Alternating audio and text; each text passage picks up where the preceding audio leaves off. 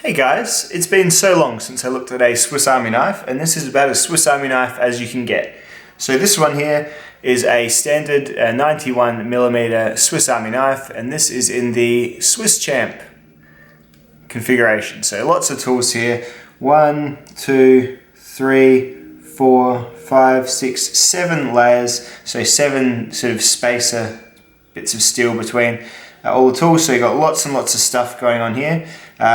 This was sent by my mate Damo to have a look at, and it's really cool to have a look at a Swiss Army knife again. They're really nice when the scales are not all dinged up. All mine are just absolutely thrashed. I'm going to go into the tools first and do a bit of, tool demonstration, whatnot. Then I'll sum up my thoughts for the general review part of the blade. So let's get into it. So the first two tools are the flathead driver and the bottle opener and the wire crimper, and the small flathead, the can opener. So these are your opener layer of tools, and they're pretty much on every Swiss Army knife. You pretty much have to get one modified to not have these two tools. Anyway, they're of, if you have a use for them, they do the jobs well. I do still use cap lifters and bottle openers, whatever you call them. Occasionally, some beer here in Australia still is not screw top. And then the can opener, I don't really use at all. And the small screwdriver, to be honest, I don't think I've ever used that on it either. I'm sure there is a crowd of people that appreciate both of these things. The can opener can be used, like lots of other can openers, to open more than just cans, to open like plastic packages and things like that as well. So both fine tools there, not particularly within my essential use, I would suggest though. Next two tools are a magnifying glass and a three-dimensional Phillips driver. These are on the Explorer, which is my personal favourite Swiss Army knife. It's a bit narrower than this one. I really like the magnifying glass. It does actually help when you're using it in conjunction with the tweezers to get splinters out and such, if you do get things like that happen a lot. I used to have a Victorinox in my pocket all the time when I was out cutting wood back at my old country house, and I'd always use the magnifying glass and the tweezers to pull out nice little splinters that would get stuck into the palms of my hands. And the magnifying glass can also be used as a fire starting tool. If you are good with the sun and you're good with some, you might need some pretty light fluffy tinder, but no worries at all using that in a sort of camping or, dare we say it, survival situation. Absolutely. And then on the other side, the little flathead driver, it's got two locking points, well, slip joint, but it's just obviously got a square tang on it. So it locks here, or it sort of snaps there as well. Really good little, number 2 sized kind of Phillips. Not super fine, but it's definitely got enough, sharpness to it. Often these tools on the Swiss range, they often kind of over polish them, but not in this case. This one's got some nicely defined little edges there. Very, very good. Next up is a set of pliers. So these are little pliers with the same kind of spring as you'd get on the scissors. So they take up quite a thick little part of the layer there, but they're pretty cool. They're obviously very light duty, much more light duty even than, say, the Leatherman squirt pliers, I would suggest. Just owing to being, maybe not, I don't know. Owing to these having, I guess, more substantive handles more than anything. But there's a little size comparison for you there anyway. So yeah, kind of just that really small. There is a wire cutter present. You have to open them all the way up. You see that there? So that there between the two, you can cut small bits of wire with that, no problems at all. But yeah, overall they'd be fine for, in my experience, just picking up hot pots off of the campfire and that sort of stuff. More as a fingertip replacement rather than as a sort of hardware, working tool, I would suggest. But really, really nice, and obviously just well done being Victorinox. Just don't expect too much out of them. Next up are the scissors. I think the best multi-tool scissors. Some people hate the exposed spring, seem to have all sorts of trouble with that. I've never had anything go wrong with mine. Not sure what would cause that. Just in comparison to, here's some Leatherman scissors, much, much smaller on a Leatherman squirt. And here is some on the Surge, which are kind of about the same size, really. So got rust on my surge scissors at the moment. I'm going to clean that off with some WD-40 at some point. But yeah, I really do prefer the Victorinox scissors to the surge scissors. That's probably a great illustration as to why. Really, these bead blasted tools from Leatherman, they rust up like crazy. I haven't even been misusing this one. Look at it. It really needs a WD-40 soak, that's for sure. At any rate, excellent scissors. Some people, as I said, struggle with the spring, but these scissors will cut through much bigger things than you would expect them to, and because there's no lock in place, you can really open them up wide, whereas the other ones are kind of limited by their internal spring when they've got a spring that's kind of attached to the arm. So yeah, there you go. Nice, good Victorinox scissors on the Swisschamp there. Next up is a fish scaler and a fish hook remover, as well as a small ruler that goes up to 7 centimeters or 3 inches. So bit of a unique tool, a bit more purpose-driven perhaps, but these do belong in tackle boxes. They really do. They live in tackle boxes quite often, the Swiss Army knives, and they're pretty stainless, so you have a pretty good chance of them not wasting away completely if you do that. So I'm sure this would work just fine for your fishing needs, and that is good for getting the fish hooks out of fish's mouths. I have used this before. I've just never scaled a fish using that. Anyone who has, I'd love to hear your feedback as if it is any good or not, but can't really talk on it because I don't really have experience in it. The next tool is a saw. One of the better multi-tool saws going, that is for sure. Let's compare it to let's look at the Surge saw. So you see it's actually longer than the Surge saw, and the Surge is a huge tool. And the rebar saw. And like, I don't know if you saw my most recent video about the multi-tool standards of crapulence. This is a good saw like these ones are, in that it is wider at the teeth and narrower at the spine. So the spine is very thin, but the teeth are kind of wide and chunky. So that means the saw doesn't stick, which is kind of the bare minimum in my opinion. But so many multi-tool companies like Gerber or like the really crappy ones, they just don't even realize that, and they just give you a flat piece of metal with teeth on it, and it just binds up straight away. So the saw on this Victorinox is really, really good. The next tool is a file. So this is a file with 2 different coatings on it. So you've got a finer on this side, and you've got a slightly rougher on this side. It has got a serrated, abrasive bottom as well, so you could use it for sawing. You'd want to make sure the steel was softer than the stainless steel here though, and I'm not sure how hard this stainless is. I don't think this file's ever seen much use. I think that's just a bit of pocket crud on there. Yeah, it's a bit of an unknown to me, these files on these little multi-tools. Great for removing like plastic burrs and stuff like that. How well they would go against metal, I'm not too sure. So but it's there if you need it. This might be your most used tool. If it is, please let me know. I'd love to hear about some great file stories from the Victorinox users archives, but never used it really myself, so that's that. The next tool is the main blade. I think we've all had a Victorinox as our main blade at one point or another. It takes a very fine edge. It's very easy to resharpen, but it doesn't hold its edge for very long at all. It is very, very rust resistant, and really for this purpose, it is almost the perfect steel for something that is seldomly used, but when you go to use it, you don't want it covered in rust. This will be just fine. If you have any problems with it, you just sharpen it back up. No worries at all. It's a good blade shape. It's fine in the hand. I mean, these things do start getting a bit wide about here. It is a bit strange having the knife so close to like the knuckle here when you're holding something so wide. But yeah, no problems at all. Just for a size comparison, this is it next to a Spyderco Dragonfly. So it's kind of in that, if you look at the cutting edges, they're sort of about, so I'll line them up there, about the same. This is it next to like a proper pocket knife, a Kaiser Gemini, which is kind of a lot more robust. So there you go. It's a good knife, not a great knife, but it's as good a knife as you need on a tool like this. And this is the pen blade. So this is the same steel, the same everything really. And in my experience, and I think even looking at in my mate's experience, this is the one that gets the most use.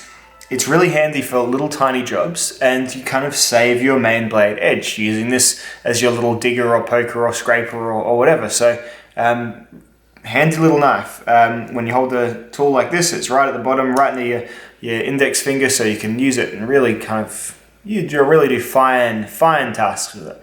You can sharpen pencils and open things that aren't wanting to be completely skewered. It's a good little blade. It's still got the same sort of steel and stuff, so any issues you have with the main are going to be replicated on this one, but absolutely no worries with that one at all. And in fact, probably is one of the more frequently used tools I would suggest on most people's Swiss Army knives.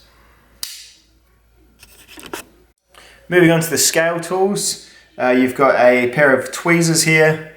These tweezers are just fine. They are very, very simple, but very, very effective. And they'll do everything, as long as you're not planning on running a beauty salon with them, they'll do everything you need them to do. On this side, you've got a pen.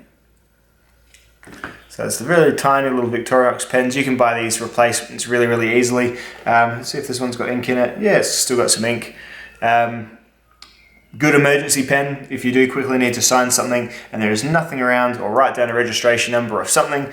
Absolutely fine. The toothpick would usually go there, but in true Victorinox fashion, something's always missing from these scale tools. I swear, I've put Victorinox knives, I've put it in a box and come back the next morning and something is gone from the scales. It's crazy. It happens though. Let's flip over to the other side and go through these tools. So first up, we have the corkscrew, very prominent tool there. I never use corkscrews. I haven't used a cork bottle of wine for years now.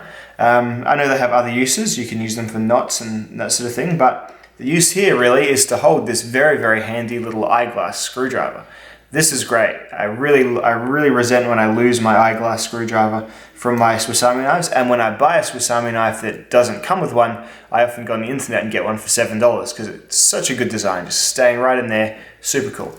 In the scale here, this little hole here, you can keep a single pin. It's not in there at the moment, but sometimes it comes with them, sometimes it doesn't. Kind of depends on the model you get, I think. So that's that. And then opening up these tools here, you've got a chisel. Very, very fine little chisel. Good for doing detailed sort of campfire type sort of walking stick engraving and that sort of thing. Very, very nice little tool. You can hold it like this and just run it into stuff. No problems at all with the chisel. Really good little feature. I like it a lot. And then you've got a little tiny flat screwdriver. So that's kind of the same one as the can opener. So probably kind of puts that one obsolete, the one that's on the tip of the can opener there. See, so pretty much the same size as that, but hey, no problems at all having a bonus one, I guess. This one's not too bad, and you can talk with it and that sort of stuff. Again, softer steel. It's a little bit rounder than you'd probably like, just due to the polishing process, but it's absolutely fine. If you're going to use it, it's probably going to do a good job. The multi-purpose hook is next. I don't use this for much at all. It can carry pots if the pot handle is that thin. Or you can wrap string around things. There are uses for it, but not really ones that I've come across organically. If I was to look for uses, I'm sure I'd find one though. And last of all is the awl. And the awl, let's get this out there. They have always had the awl as a little bit of a nail buster, to be honest, but it's a sharp little thing and it does do a really good job getting through belts. I have used the Victorinox awl to make lots of belt holes when I've put on or lost, hopefully lost, but sometimes put on weight and need to add another hole in a belt that perhaps only came with 2 or 3 notches. So really, really good little tool. It's got a sewing eye in there if you say going to sew some big canvas ship sails together or something like that. Use this as well, no problem. So great little tool to finish up on. So now the overall tool review. So overall, it's a super high value, it's an impressive package, and it even is still after all these years. I think this has been in existence in this current configuration for 25 years at least. I think I almost had the same one when I was a little kid, and that would have been about 22 years ago. And you know what? I'd probably even underestimating that. It's probably been in the same configuration for 35 or 40 years. I'm not a big historian on SAKs, but there are lots of people out there. If you're interested, by all means, check out multitool.org. And there's a great Swiss Army knife wiki out there as well, so that you can look at and get all the exact details and dates and models. The Celador scales, they start off really, really nice. They always get tarnished up, but in my opinion, that's just part of having your own Victorinox Swiss Army knife. It becomes yours as soon as you pretty much start wearing it in your pocket, as soon as you put the first couple of marks on the blade, you cut your first bit of sticky tape, and it all just starts to become yours, and it's almost like a real personal thing, even though they are so mass produced. But there you go. The tool selection here is great. It's got some things that you'll never use, but they take up such a small extra amount of space that it doesn't really matter to me if this tool is an extra millimeter thick, because they've gone and included a fish scaler on it. They're never going to be amazing in the pocket. Once they get any wider than that, they're not amazing in the pocket. So you're going to either be keeping this or in a sheath or in a bag, or you know what, you've made your peace with it and you're going to keep it in your pocket anyway because you love having all these tools. The ideal thing that I think these are good for is taking camping and having like in the front pocket of your big like survival or big camp knife sheath. I think that's a perfect use for the larger Victorinoxes with all the tools on them. People get so caught up on the multi-tools being like this that they need to be really plier focused. Really, if you're not after pliers in a hardware sense, these ones are just fine. If you're after them just from a picking things up sense, as long as you're not picking huge things up, these will do the job for you without a worry, and they're actually really, really comfortable to use. Overall, I mean, I'd love them to start using a higher end steel on their knives. I'd love them to start using Sandvik's 14C28N or something like that. That'd be so cool, but I don't think that's ever going to happen. They're a really conservative company. I'd love them to start doing kind of pocket attachments, like even just the aftermarket pocket clips that you can get. I'd love for Victorinox to do like one of their own, and I know they do, but I'd love for them to start just attaching them willy-nilly to their tools. I think that'd be great. In terms of junk tools on here that I think are pointless, you know, I would be hesitant to say that anything here is pointless. They are all so time tested and so unique and so what's the word? It's almost like a heritage icon, these Victorinoxes. They really are. Like probably this scaler thing here, it's probably not worth, in my opinion, putting on like one of their flagship models. I think it's a bit too niche, but everything else, you know, absolutely.